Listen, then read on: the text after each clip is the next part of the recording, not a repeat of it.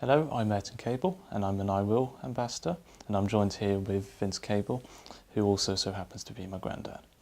So people tend to think of young people as the future generation, but I myself, along with a lot of other people, believe that they can be the now generation and make a lot of difference now while they're still young.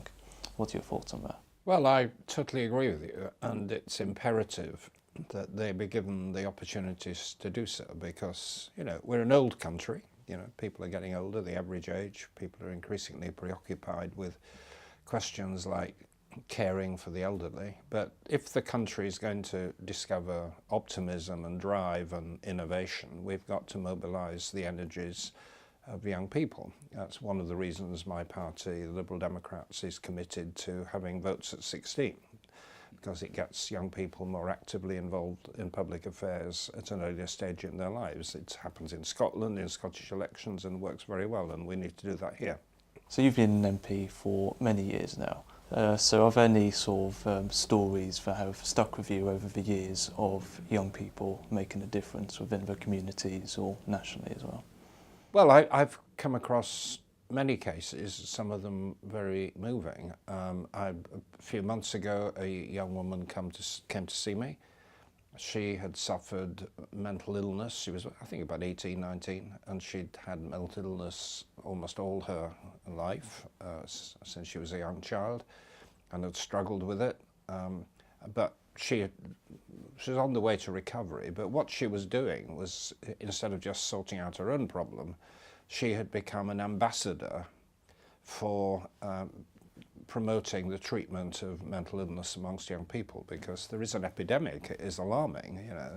Estimates vary from probably 1 in 5, 1 in 4 young people at schools are reporting symptoms of mental illness. But she was going out and raising awareness of this problem and trying to get it dealt with. And related to that, there is a local charity in my constituency called Off the Record, which is trying to engage with young people who are at the point of crisis before they get into the hands of the mental health authorities.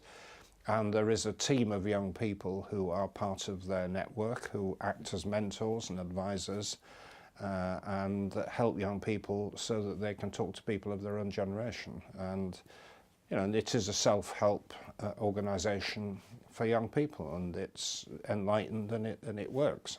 So the Liberal Democrats have supported the iwill campaign since its launch. So why is the iwill campaign important to the party?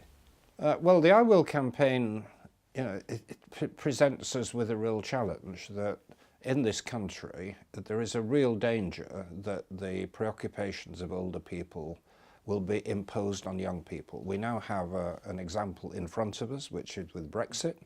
It's, some of us are still hoping to stop it, but it's looming.